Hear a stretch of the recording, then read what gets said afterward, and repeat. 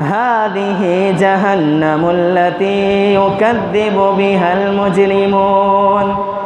يطوفون بينها وبين حميم آن فبأي آلاء ربكما تكذبان ولمن خاف مقام ربه جنتان فبأي آلاء ربكما تكذبان ذواتا أفنان فبأي آلاء ربكما تكذبان فيهما عينان تجريان فبأي آلاء ربكما تكذبان فيهما من كل فاكهة زوجان فبأي آلاء ربكما تكذبان متكئين على فرش بطائنها من استبرق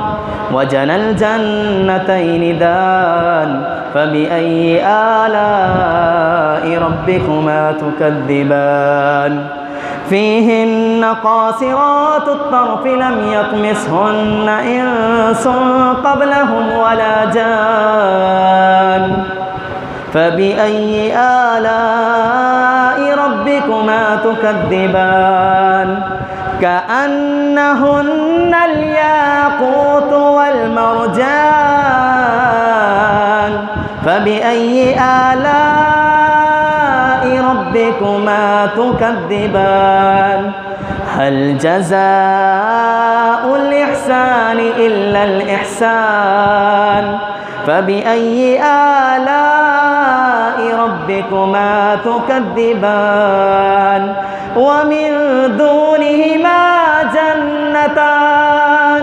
فبأي آلاء ربكما تكذبان مدهامتان فبأي آلاء ربكما تكذبان فيهما عينان نضاختان فبأي آلاء ربكما تكذبان فيهما فاكهة ونخل ورمان فبأي آلاء ربكما تكذبان فيهن خيرات حسان فبأي آلاء ربكما تكذبان حور مقصورات في الخيام فبأي آلاء ربكما تكذبان لم يطمثهن إنس قبلهم ولا جان فبأي آلاء ربكما تكذبان متكئين على رفرف خضر وعبقري حسان فبأي آلاء ربكما تكذبان تبارك اسم ربك ذي الجلال والإكرام